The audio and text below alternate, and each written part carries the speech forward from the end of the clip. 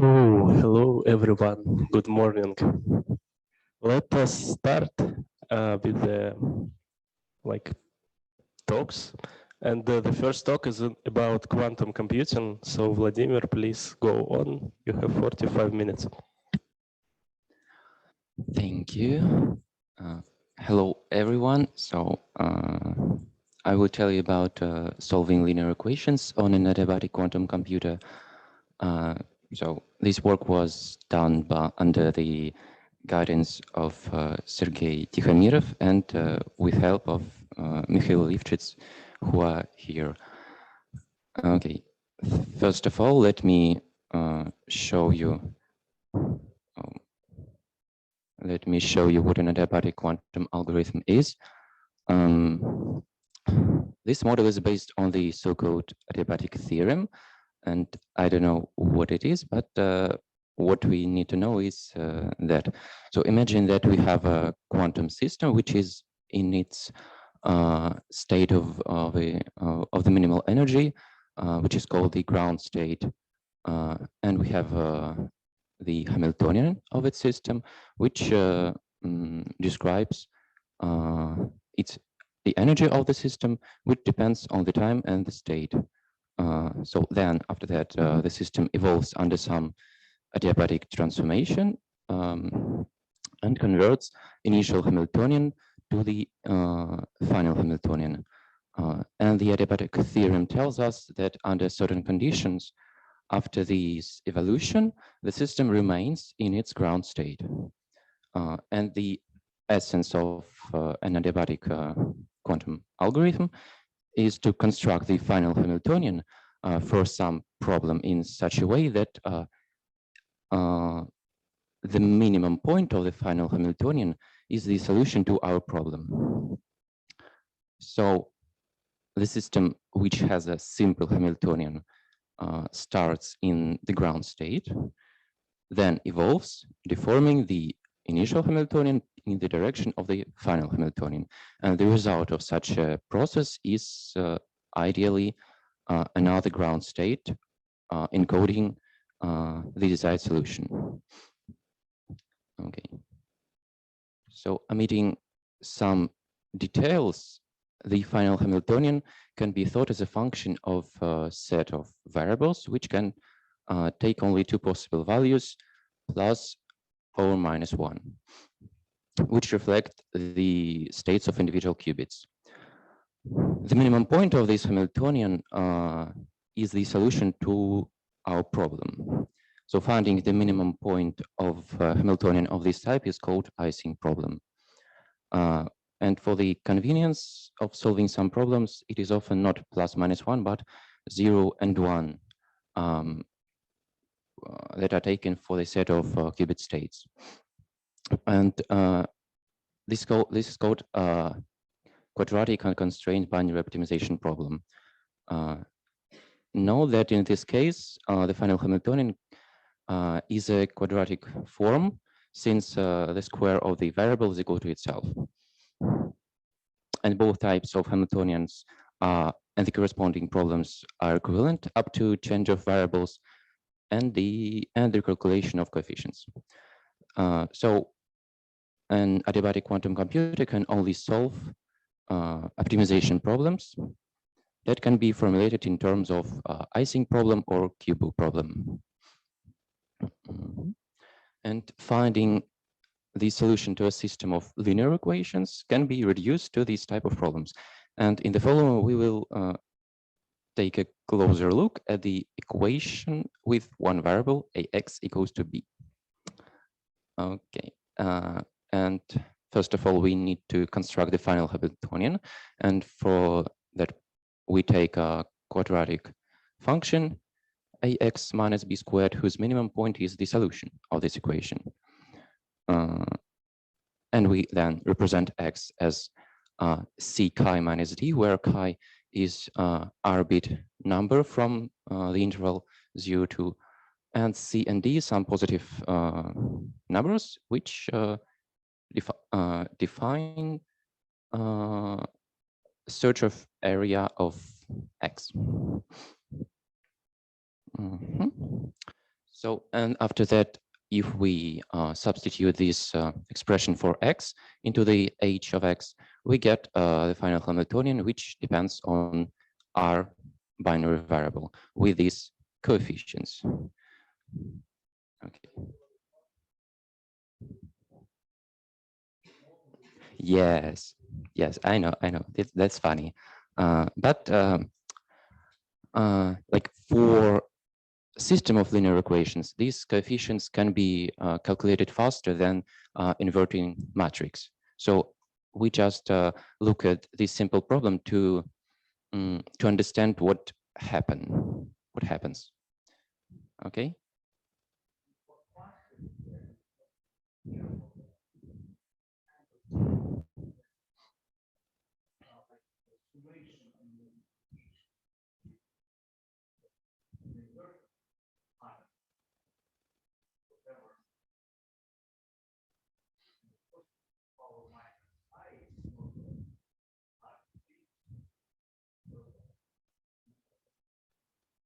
Yes. Okay. To solve our problem, we used quantum computers of the Canadian company D-Wave, and we use its two computers, namely D-Wave 2000Q and Advantage system with these numbers of qubits. Okay. We will not go into the description of their structure and differences. And as already mentioned, under certain conditions during the evolution of the system is constantly in its ground state. But in practice, an accurate evolution of the Hamiltonian is unachievable, and the state of the system can randomly switch to an excited state. But the energy of this excited state, but the probability that the energy of the excited state will be large is not big. So, and more specifically, the probability distribution over all possible states of the system in the is the Boltzmann distribution. So that is, if h of x is a Hamiltonian of the system, which equal to the energy of the system, and xi are all possible states of the system, then the probability that the system is in the state xk is proportional to the exponent of minus beta times the Hamiltonian in this point, where beta is some positive parameter, and we will not in following think about its physical background. Okay. And if the number of states of the system tends to infinity and the states become more dense, then the Boltzmann distribution of the states of the system will tend to a normal distribution. So, and we can formulate it as a statement with a Hamiltonian of our type. So we let xn be a random variable such that it takes values from this set. So it's like numbers with at most n bits in its fractional and integer parts. And let Pn be a probability measure on omega n. So like a Boltzmann as a Boltzmann distribution, where h of x is our Hamiltonian and beta some positive parameter.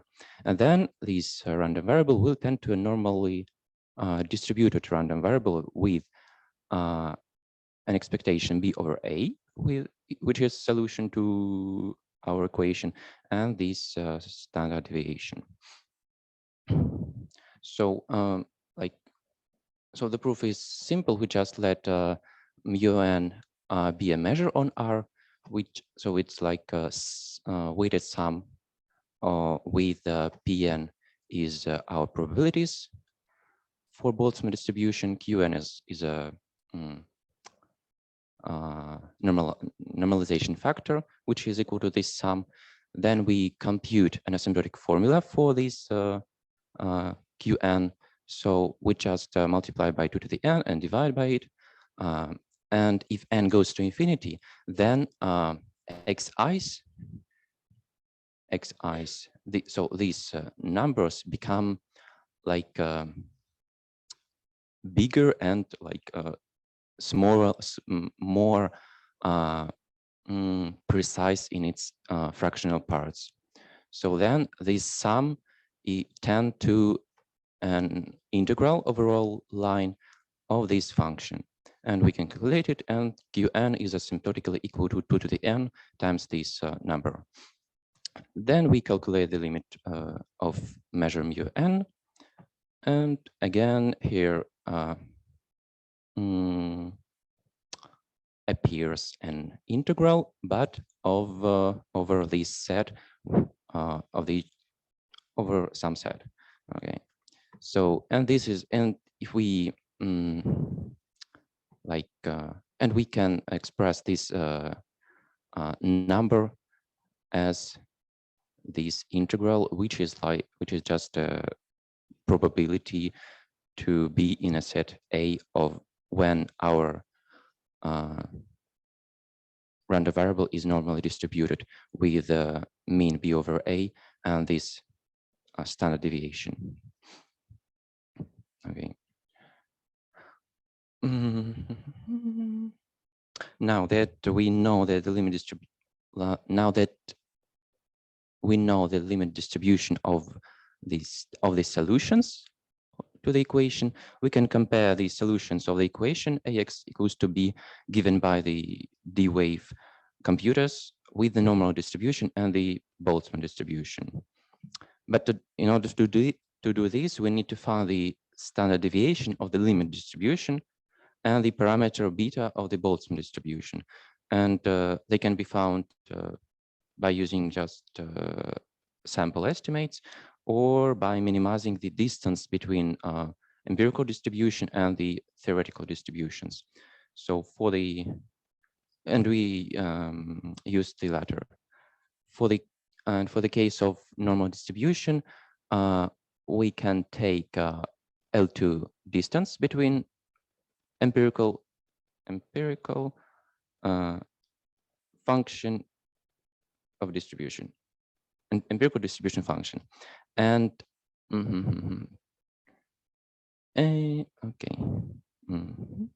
and minimize the distance between empirical and theoretical functions by sigma and find sigma. And for the case of Boltzmann distribution, we take Jensen-Shannon distance, which is based on Kullback-Leibler divergence, and we minimize the distance between Boltzmann distribution and our empirical distribution by parameter beta. Okay, and as an example, we took the equation 3x equals to 1. We represent x is just chi, so we look for x in the interval from 0 to 2 up to 7 bits. And so here you can see how histograms obtained from 10,000 samples. And on the first picture, we see probability density function of normal distribution with found sigma. Here's this sigma. And on the right picture, we see like this red curve is obtained from values of probabilities of Boltzmann distribution multiplied by some number in order to achieve a unit integral under this curve. So, and we use this relation for finding sigma or beta from the statement about the limit distribution. And here we see that sample mean is about 0.38 or 9, which can be strange, but it's not strange. I will explain it, why it is so. And here another example, 3x minus equals to -5. Here we multiply our chi by 2 and subtract 3 and search 8 bits. Okay, here we have these parameters for normal distribution, and this parameter beta for Boltzmann distribution. Here, the sample mean again is like a bit far from real solution. Okay. Later, I will explain why it is so. Best solution, we just like sample 10,000 times, and we can like took the best solution, which was obtained. Like, so we can compute only like 8 bits. So it is so how to say, it's like the best solution which obtained from 10,000 samples from the D wave. That's the closest to the real. So the real solution is minus 2.33333. Okay, and it is the best solution obtained from 10,000 samples. Okay.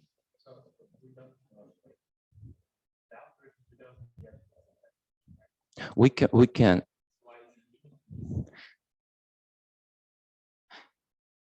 It's one of the questions. So yes. Okay.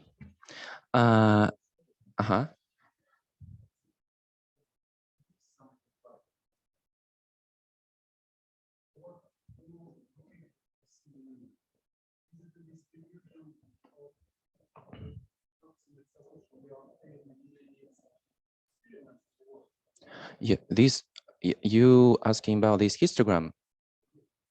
It's just like frequencies of obtained samples.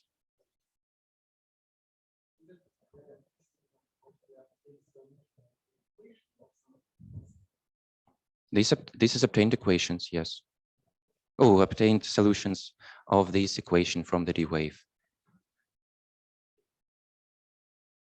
I think I thought I said it. Okay. Okay, yes, these histograms is obtained from the D wave, and D wave was solving this equation in this example, and yeah.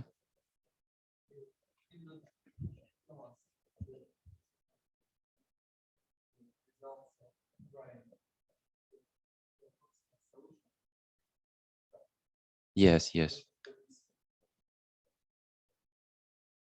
Okay, thank you.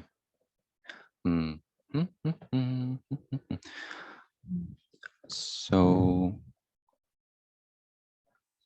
next thing I wanted to say, and having obtained the one solution of the equation ax equals to b, we can improve it as long as we want, also using d wave for this. So let xk be an approximate solution of this equation.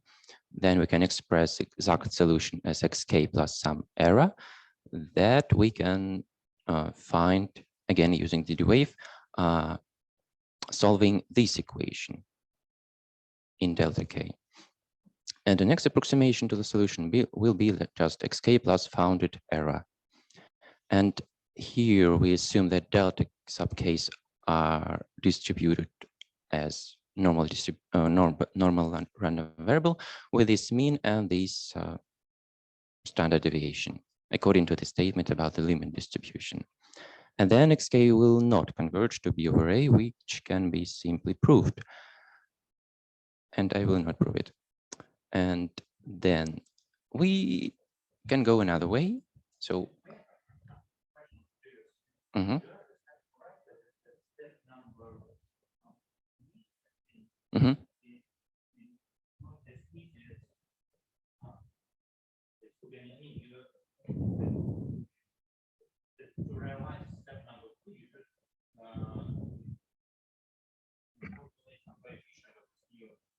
yes, yes, of course. Okay, let me. Oh, I should again find.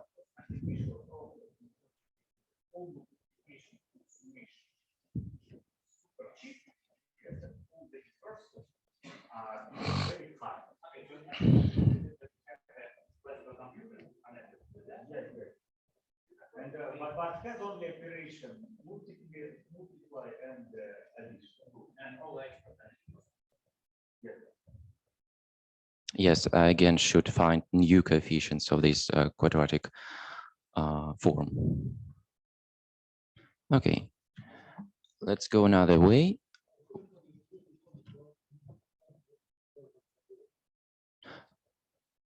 In probability.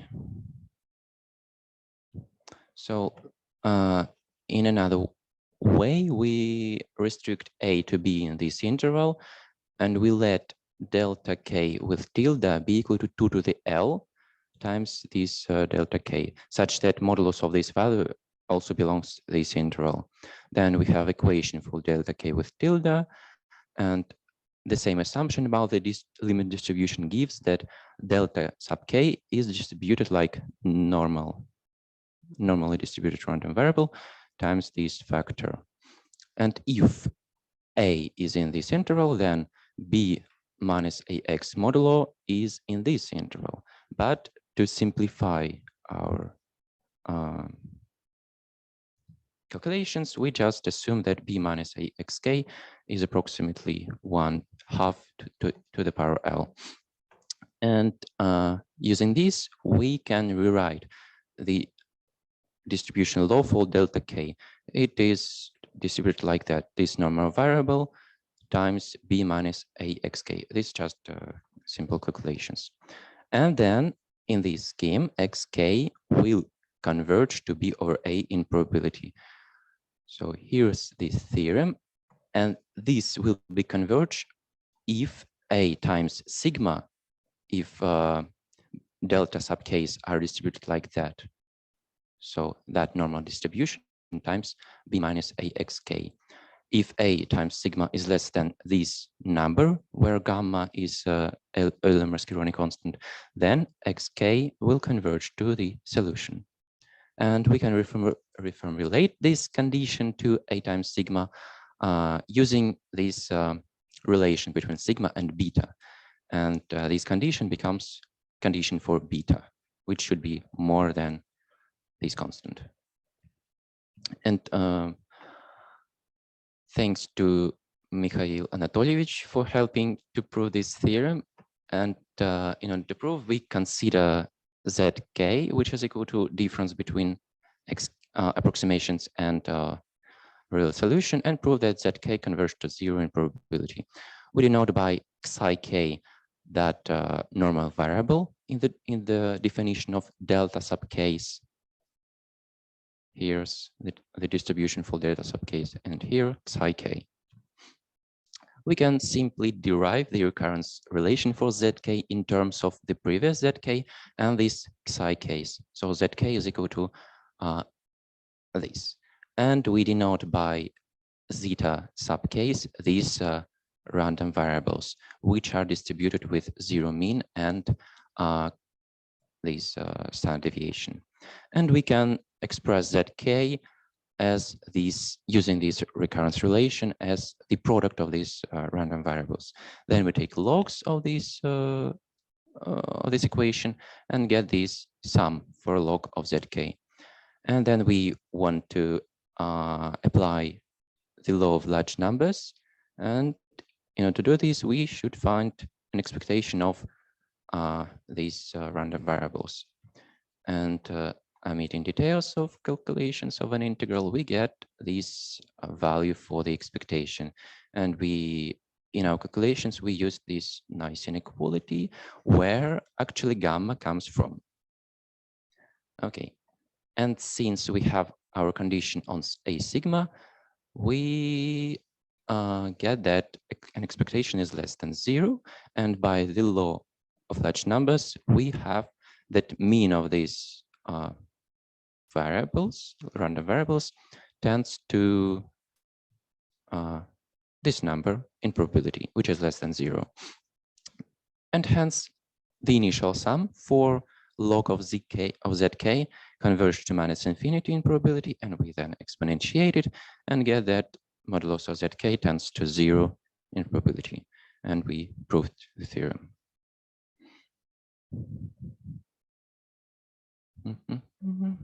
Okay, And using this theorem and the methods used in the proof, we can find the speed of convergence of the approximations.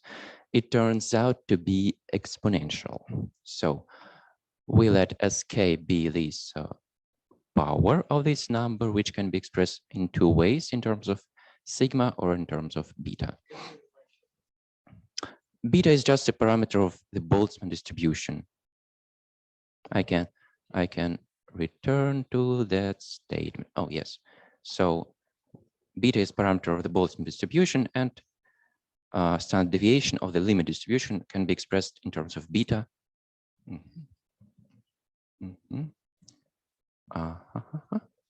Okay, yes, we set sk equal to this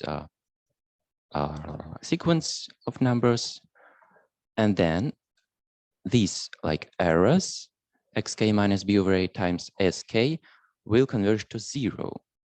So here we have this delta, which is any positive number.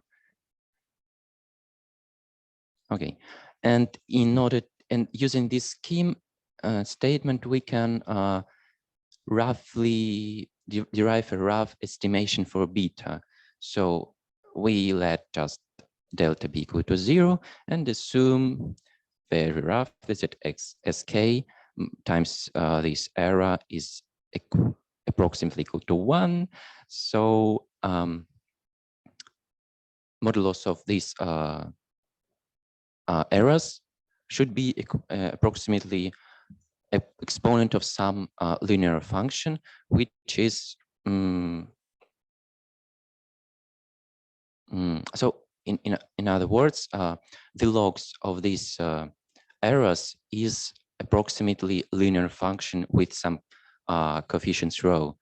And using this assumption, we get that base of this power should be equal to 1, and we derive a rough estimation for beta using gamma and this rho. So then we have this example for improving the solution with 20 steps of this. We use this equation again. On each step, we solve it by d-wave, calculate coefficients for the final Hamiltonian, and on each step we looking for 10 bits in each step. So here we have by red dots, it is logs of errors, and blue line is linear regression. Okay, so here calculated beta. And another example for this equation, again we get like this picture for convergence. Again, dots are shows logs of errors.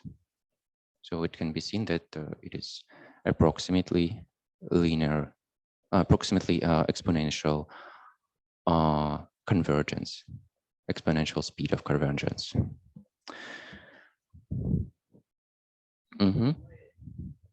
Yes.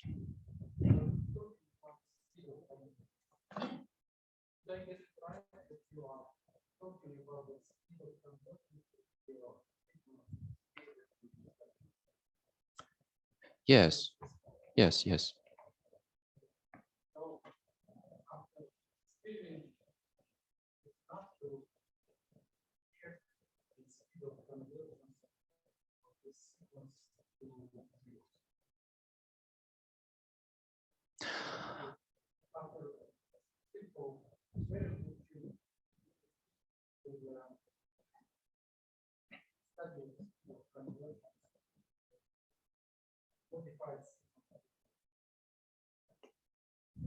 Yes.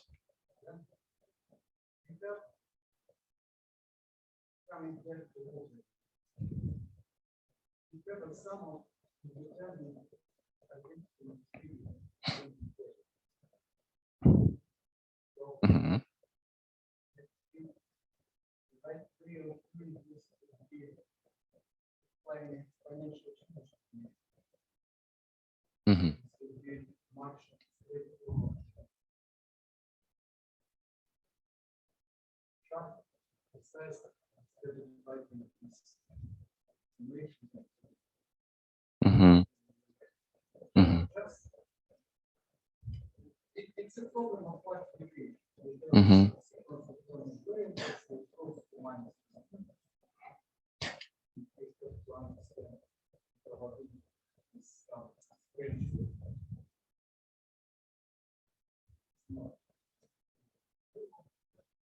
Mm-hmm.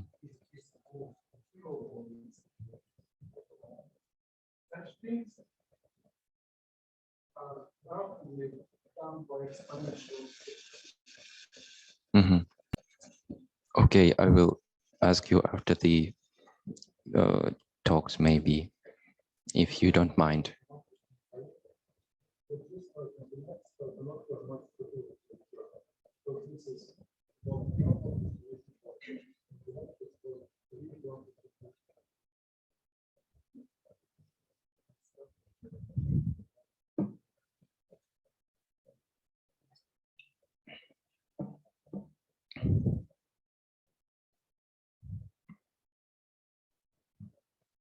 So indeed, we see that the speed of convergence is approximately exponential.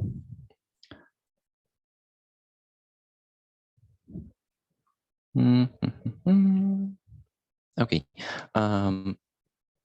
let's return to the statement about the limit distribution of solutions. So before and that statement, we did not impose any restrictions on the values of solutions. They could be any real numbers. As you remember, there was xn was a random variable which took values from omega n. So there are no restrictions if n is large. But D-wave can only output numbers from a certain interval that we have set ourselves, and it is was determined by number c and d. So there was c times chi minus d. Okay, and therefore now we will define the range of values. So here's nu omega n, the range of values of the random variable xn as any number with at most n bits in the integer and the fraction part, but in this interval, arbitrary interval R1, R2. And if we apply the same logic as for the statement as for the previous statement about the limit distribution without no restrictions on xn, we get this distribution, and its density function is this. So it's usual probability density function for a normally distributed random variable, but multiplied by characteristic function of this interval and also normalized with this number q. And this is called truncated normal distribution. Okay. So we truncate our real line. And now let's apply the same logic in the scheme of improving the solution. So again, let x be an approximate solution of this equation. Then the exact solution can be expressed with an error. And this error we can again find solving another equation. And the next approximation will be xk plus delta sub k. And here we assume that delta sub k's are distributed as a truncated normal random variable. We here truncate symmetrically of the expectation. So, and epsilon here define the range of this, the range of the interval where we live, where this variable live. So, and this is not like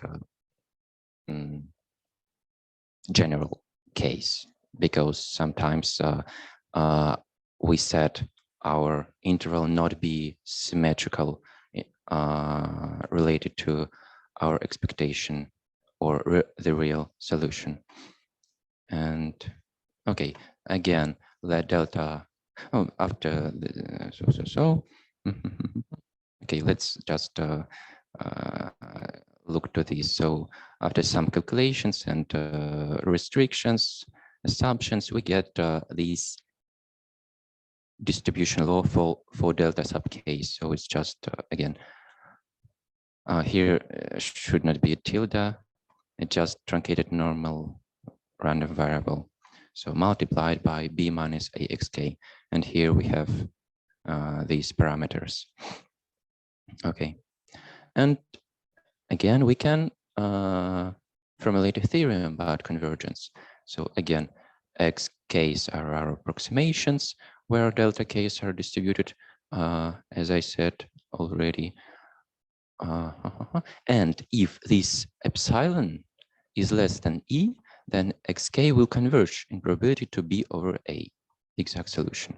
And if epsilon is more than e, and this nice function is less than 0 for epsilon and a times sigma, then xk will converge again to b over a. And this function f epsilon of epsilon and a sigma is just a expectation of log of some variable, as we've seen before. So just in this case, because we have a truncated normal random variable, an expectation will be expressed in terms of these integrals. And note that if epsilon goes to infinity, then the first integral tends to this value and the second tends to this number. And this function tend to number, which is just an expectation, as we've seen before for the previous theorem about the convergence of approximations. And again, f of epsilon, f is less than 0, and this condition on f gives us condition on a times sigma, as in the previous theorem about the convergence of approximations. Okay, I will not prove it. Here's the same logic of proving this theorem. Okay, I have some time. So let's look onto equation with two variables. So again, I will not repeat our logic of constructing Hamiltonian. We just said that probably the distribution of these dots x, y is already again Boltzmann distribution. So it's just exponent with parameter beta, and this final Hamiltonian ax plus by minus c squared. And again, if we want to find the limit distribution of solutions, then we now cannot impose no restrictions on the values of solutions, as in the case of one equation with one variable, since this integral of this function overall plane does not converge. So we have to impose some restrictions on our set where we live and where we search the solution. And if we let omega be the set of values that solution can take, or just samples that we can, that the wave can give us, then the limit distribution has this density function. And actually, it is kind of a truncated normal distribution, but only if we live on the line or on the interval, which is orthogonal to this line. And we can see it in the pictures. Okay, here we take like equation to y equals to 0, 3. We live on the this square and again sample 1,000 times, taking solutions from the D wave, and we see here our samples. So this blue line is this equation line, and on this picture we just take all samples and project them onto the line which is orthogonal to this blue line, and get about the normal distribution maybe, but here's some blowout. So again, histograms is just like frequencies of our samples taking from the D wave. So, and the wave was solving this equation on this square. Okay. And expected bias is just, yes, it is the mean distance between samples and this line. Okay, here's another example for another equation. So here we see more beautiful picture maybe. This expected bias is like around 0. Another picture here, like special example where our line is close to corner. Again, we have this histogram, quite nice. Okay, so okay, maybe I will skip it in order to proceed to the case of system. So let's look at the system with 2 by 2, and again we let the Boltzmann distribution of solutions have the Hamiltonian, which is equal to ax minus b, the norm of xa minus b squared, and with the parameter beta. And we consider a case when determinant of A is not zero, A1 and A2 are the first and the second columns of this matrix. And if we, in this case, we can impose no restrictions on the range of values of X, and then the limit distribution of solutions obtained from D wave is a normal vector with mean, which is equal to real solution, and inverse covariance matrix is equal to 2 beta times this matrix. So here are like inner products of columns of our matrix. Okay, maybe I can say some things about 2 equations. So if we solve 2 equations with one variable, it is equivalent. So it's like overdeterminated system, which can have no solutions. And this is equivalent to solving this equation, which pseudo solution of minimal norm is whose solution is a pseudo solution of the minimal norm of this system. And maybe this can be generalized to any overdeterminated system that is found in a normal pseudo solution of the system with n plus k equations and variables, is equivalent to solving some system n cross n. But I don't know, is there an efficient algorithm for finding this quadratic system? Okay, I have 15 seconds. And some words about, okay, I have 2 minutes. So some words about sampling from almost normal distribution using adiabatic quantum computer. So for one-dimensional case, if we want to sample from normal distribution with this mean and standard deviation, we can construct a final Hamiltonian for the Boltzmann distribution with parameter beta. So it is this.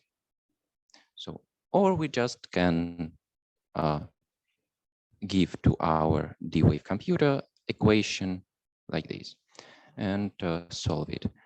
And here we used relation between sigma and parameter beta.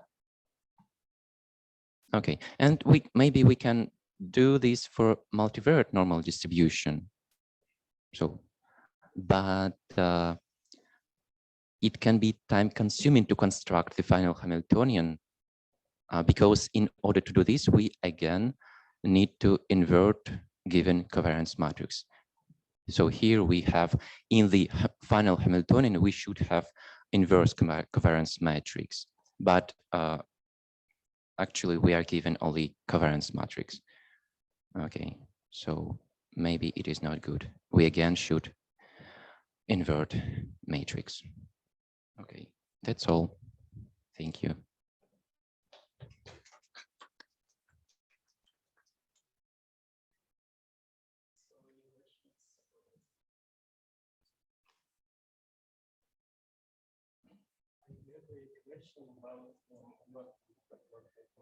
Mhm.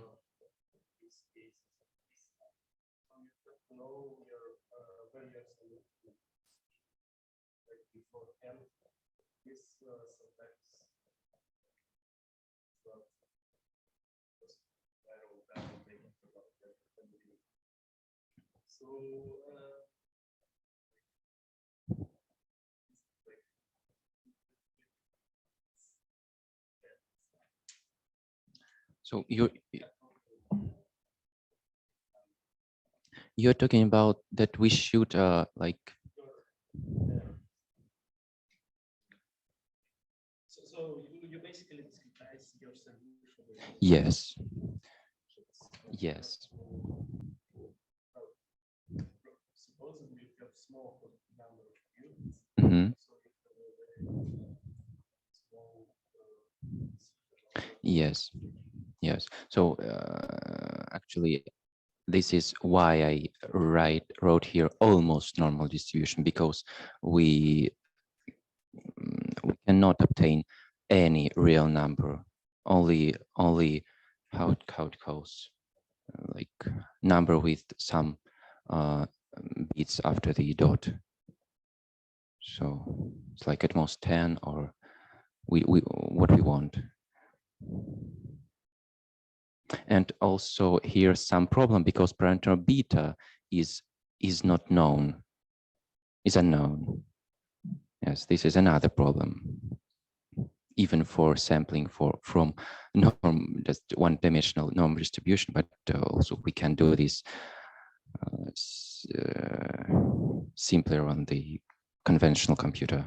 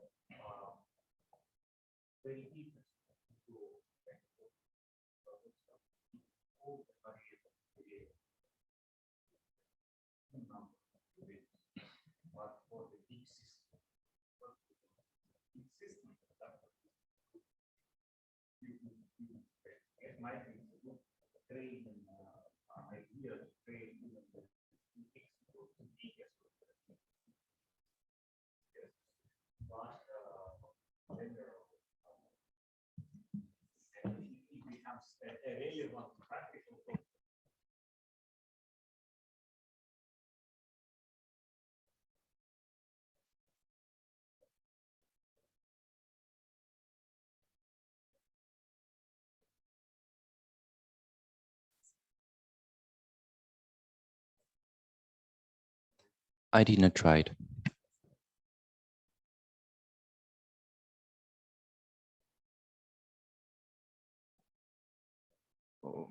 What time we expect?